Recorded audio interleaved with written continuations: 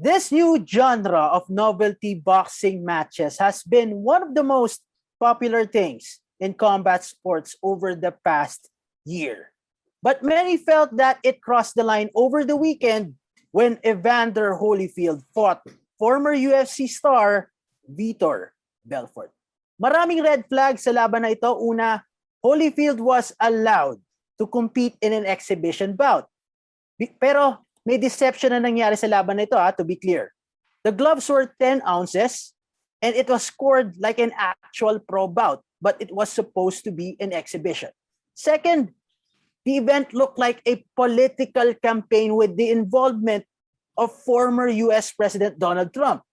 He even did commentary with UFC fighters Junior Dos Santos and Jorge Masvidal. Going back to Holyfield, it was hard to watch. Chief Dennis, naramdaman mo ba na boxing got disrespected big time because of this thriller event?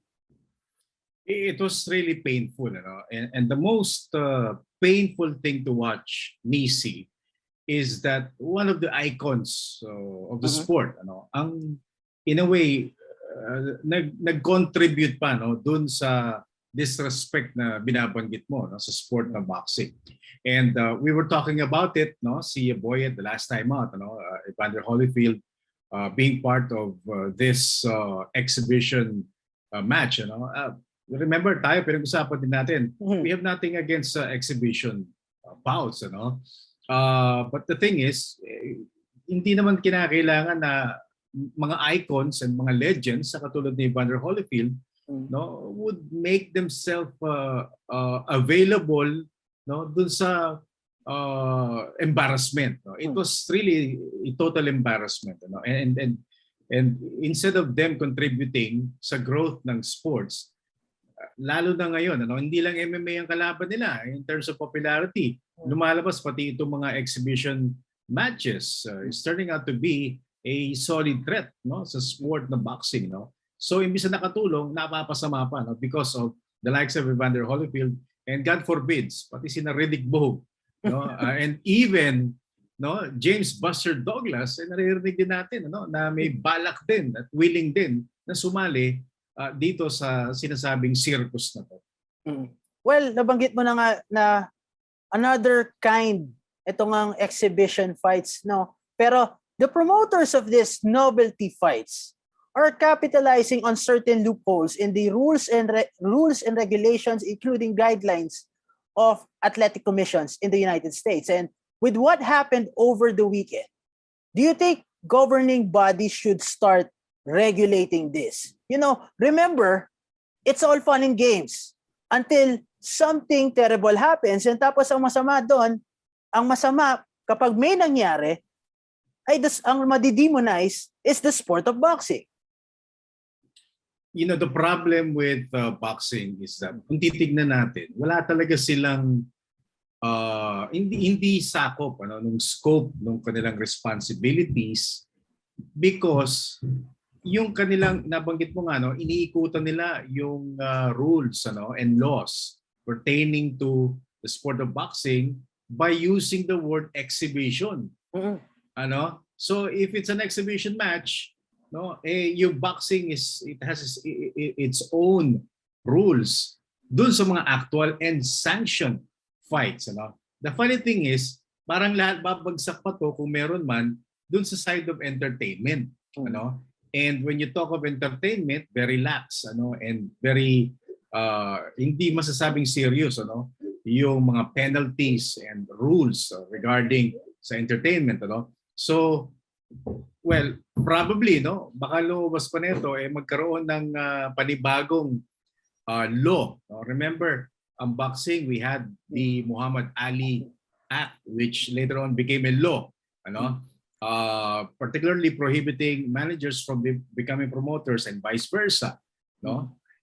So hindi ko lang alam kung anong klaseng law or ruling or act ang pwede. Probably the Three Stooges Act. Pwede muna nang simulan sa ganun because it's really turning out to be a joke and it's a very bad joke. Obviously, there's money to be made.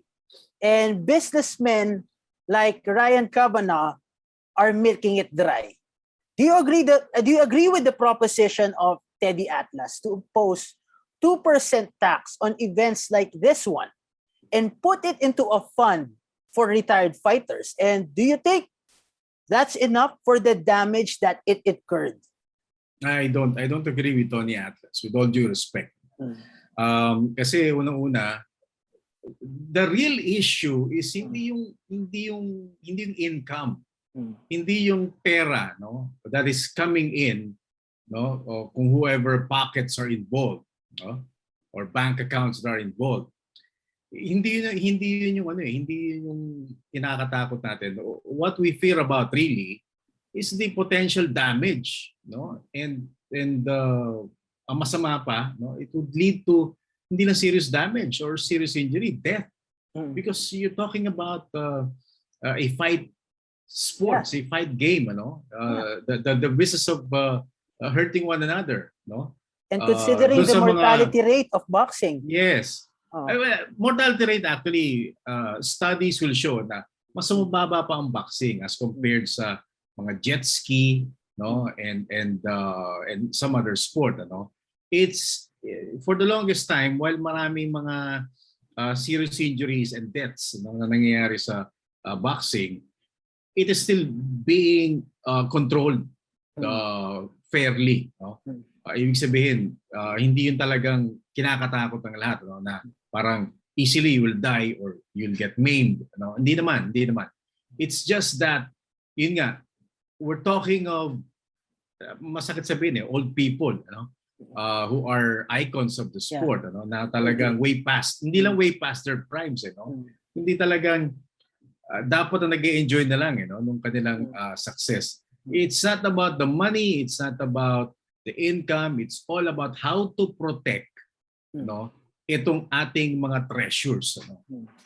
Can you imagine, ano, bubugbugin mo yung the likes of Holyfield, Tyson, Buster Douglas, Oscar De La Hoya na tinitingala for the longest time, no? And they will end up like that, no? Being embarrassed sa harap ng maraming tao. The Holyfield versus Belfort kind of served as an eye-opener, but still you have a long list of exhibition fights in the coming months. Now we have the Ja Rule versus Fat Joe, Ponce de Leon versus Marco Antonio Barrera, Lamar Odom versus Riddick Bowe. And ito nga, James Toney versus Jeremy Williams. Pero ikaw, Dennis, medyo matatagalan pa ba bago matigil ang lahat ng ito? To me, it's just another case of sports fad. It will eventually die down. Pero para sa'yo? You know, the sad part is that our own legends of the sport mukhang hindi pa pipigil. I really hope and pray that I'm wrong, but apparently parang kailangan pa may magbuwis ng buhay for this shenanigans to stop. Again, I have nothing against exhibition fights for as long as you're talking of mga crossover athletes who are, no, talaga nasa prime nila, no? Say a prime football player against a prime boxer, okay lang yan, ano? Because you're talking of their physical and mental readiness and toughness, ano? Nasa prime yan, ano? But we're talking of mga seniors, ano? Yun ang nakakalungkot dito. So, yun nga, it may come to that point, ano? Kailangan pa natin magkaroon ng serious injury, no? At magmukhang kawawa, no? Before pa talaga matigil ito, no? Again, it's okay to have exhibition fights, but it has to be among prime athletes.